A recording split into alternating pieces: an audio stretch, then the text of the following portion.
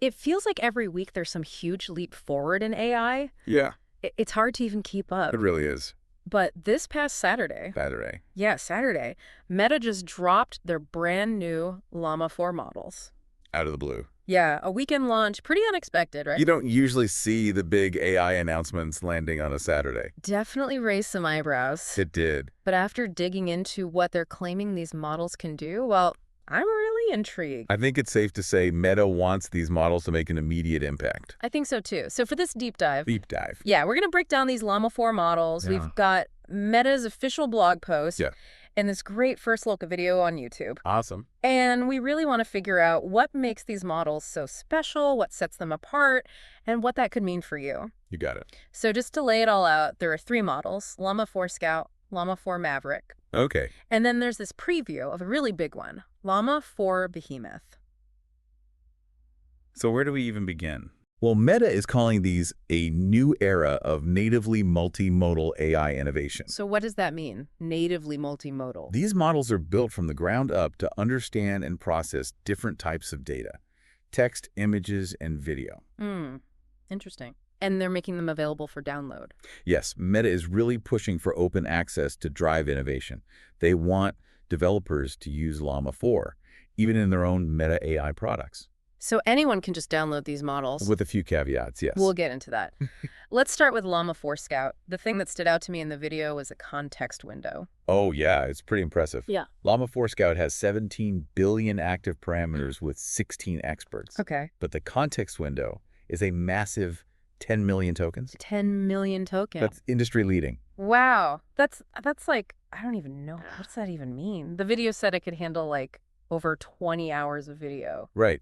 So think about it this way. It's like thousands of pages of documents. Thousands. Thousands. Hey. Entire libraries. Or, like you said, the transcript of hours and hours of video. So this model can consider all that at once. Pretty much. It can reason across a massive amount of information. And the announcement says that it outperformed other models. Yes, it beat Gemma 3, Gemini 2.0 Flashlight, Mistral 3.1. Those are some of the top models out there. Absolutely. And all that running on a single NVIDIA H100 GPU. That's pretty efficient. It really is.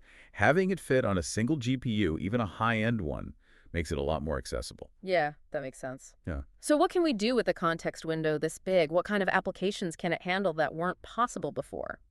This opens up a lot of possibilities. Think about multi-document summarization.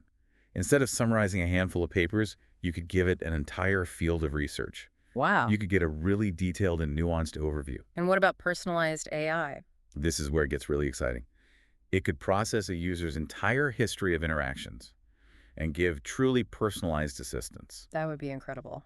Developers could use it to reason over huge code bases, find bugs, or suggest improvements, things that were just too complex before. That's a game changer. And this is a natively multimodal model. Yes. It can process text and images. Even though the video said video isn't fully supported yet in the consumer Meta AI. Right. Video isn't available in all applications yet, but the model itself is built for it. Okay, that makes sense. They also mentioned something called IROP architecture. What is that? IROP stands for interleaved attention layers, without positional embeddings and inference time temperature scaling. It's a mouthful, I know. Yeah, it is. Basically, it helps the model generalize to even longer sequence lengths. So even bigger context windows in the future. Potentially, yes. They're even talking about the possibility of infinite context. Wow. The way IROP handles positional information is really groundbreaking. The announcement also says it's best in class for image grounding. What does that mean? Image grounding is the ability to link visual elements in an image to text. So if you ask it about a specific detail in a photo, it can understand exactly what you're talking about. Ah, that's useful. Very. Okay, let's move on to Llama 4 Maverick. This one also has 17 billion active parameters, but it has 128 experts. Yes. What's the difference? Why more experts? More experts in the mixture of experts architecture means it can handle a wider range of tasks Makes sense. and perform better overall. The announcement says it beats GPT-4o and Gemini 2.0 Flash on benchmarks. Yep. Across a wide variety of tasks. Reasoning, coding, multilingual understanding. It's a bold claim. It is. But the benchmarks seem to back it up. And the video talked about its ELO score on El Arena. Right. Llama 4 Maverick got a score of 1417. That's really impressive. For those who don't know, what is an El Marina ELO score? It's a way to measure how well a language model performs in conversational tasks. Okay. Users on the platform compare models head-to-head and vote for the best response. So a high ELO score means it's really good at conversations. Meta is calling this their product workhorse model for general assistant and chat use cases. Yeah, they want to use it for things like Meta AI. And they're highlighting its image and text understanding. Yes, it's great at understanding visual information. And it can also write creatively. It's a very versatile model. The announcement mentions some of the post-training techniques they used: lightweight SFT, online RL, lightweight DPO. Yeah, they used a combination of techniques to fine-tune the model. And what was the key innovation there? They focused on training with more challenging prompts. Harder prompts. Yeah, they found that this led to better performance, especially in complex tasks. Interesting. So they intentionally made it harder for the model to learn. In a way, yes. It seems counterintuitive, but it worked. Like giving it a really tough workout. Exactly. And Maverick is also natively multimodal. Yes, just like Scout. Now for the big one, Llama 4 Behemoth. 288 billion active parameters. As a monster. And almost 2 trillion total parameters. Huge.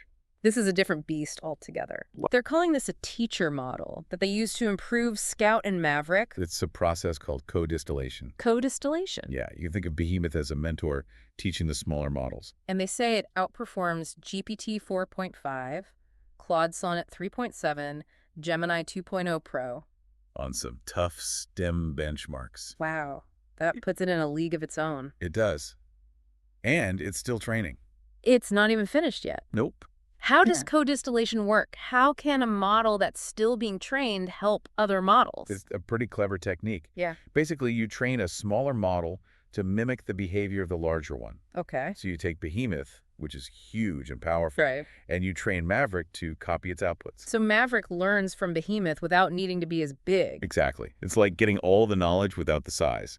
That's pretty efficient. It is. And training a model like Behemoth comes with its own set of challenges. Yeah, I can imagine. It must be incredibly complex. They had to come up with new ways to scale their reinforcement learning infrastructure. Did they talk about that in the announcement? Yeah, they mentioned that they optimized their mixture of experts parallelization Or speed? for speed, and they developed a new asynchronous online RL training framework. So they made it faster and more efficient to train these huge models. Exactly. You've mentioned mixture of experts a few times now. Can you explain what that means? Imagine you have a team of experts, each specializing in a different area. Okay. A mixture of experts model is similar. Instead of one giant neural network. It uses multiple smaller networks. Right. And each of these smaller networks is like an expert. I see. So when the model gets an input, it only activates the experts that are relevant to that input. So not all the experts are active all the time. Exactly. That makes it much more efficient. So for Maverick, with its 17 billion active parameters and 400 billion total parameters. Only a small fraction of those parameters are being used at any given time. Ah, so that's why it can run on a single GPU. Right. That makes it much faster and cheaper to run. And potentially even allows you to run it on your own hardware. That would be amazing to have that kind of power locally. Yeah, it would be a game changer. Let's get back to native multimodality. You mentioned early fusion earlier. What is that? Early fusion means that the different types of data, text, images, video, are all integrated into the model right from the start. Okay. So they're all processed together from the very beginning of training. So the model learns to understand the relationships between different types of data? Precisely. And they've also made improvements to their vision encoder based on Metaclip. Metaclip was their previous work on understanding images and text. Okay. By building on that, they've made the vision encoder even better. So the Llama 4 models are really good at understanding visual information. They are. Now, these models are open source, In a way, yes. but the video said there are some caveats. What are the restrictions? Well, first of all, companies with over 700 million users need a special licensing from Meta. So it's not completely open for the biggest companies. And you also have to state that your application is built with Llama. Yes, that's an attribution requirement. Okay. And there's a registration process to download the models. It's not just a free-for-all. No, but it's still a huge step towards OpenAI. It is. And we can also experience Llama 4 through Meta AI, right? Yes, it's integrated into WhatsApp, Messenger, Instagram Direct, and the Meta.ai website. But the video pointed out some limitations there. Right, you can't upload videos yet, And there might be limits on prompt length. even though the models themselves have such a large context window. So the consumer apps are a bit more limited. For now, yes. Safety is always a concern with powerful AI. What has Meta done to address that? They say that safety has been a priority throughout the development process. Okay. They've implemented safeguards at every stage, from pre-training to post-training. So they're trying to prevent these models from being used for harmful purposes. Exactly. And they've also open sourced some tools to help with that. Like what? Llama Guard, for identifying harmful inputs and outputs. Prompt Guard, for detecting malicious prompts. And Cyber Sivala. Yes, that's for assessing cybersecurity risks. So they're trying to be proactive about safety. They are. The announcement also talks about the broader ecosystem around Llama 4. Right, it's not just about the models themselves. It's about the tools, the applications, the whole ecosystem. Exactly. They want to build a whole platform around Llama 4. They mentioned a lot of partners. Yeah, from cloud providers to hardware manufacturers to AI research labs. It's a big collaborative effort. It is. So to sum it all up, Llama 4 Scout and Maverick are major advancements. They are.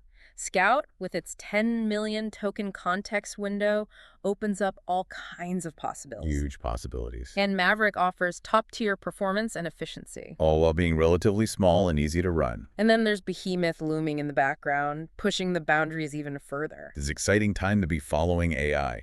It is. And it makes you wonder, what can we do with a 10 million token context window? How will that change how we interact with AI? Imagine an AI that remembers everything you've ever told it. And can understand the nuances of your long-term goals. An AI that can truly collaborate with you on complex projects. That's incredible to think about. It is. It could change everything. If you're interested in learning more, you can check out llama.com and the model cards on Hugging Face. They have all the technical details and downloads. And if you want to try Llama 4 for yourself, you can use Meta AI. It's in WhatsApp, Messenger, Instagram Direct, and on the Meta.ai website. Though keep in mind the limitations of the consumer apps. Right. This field is moving so fast, it's hard to believe what's possible now. And it's only going to get more amazing from here. So stay curious and keep exploring. The future of AI is wide open. I can't wait to see what comes next. Me neither. Me neither. Thanks for joining us for this deep dive. It's been a pleasure. Until next time. See ya. Bye. Bye.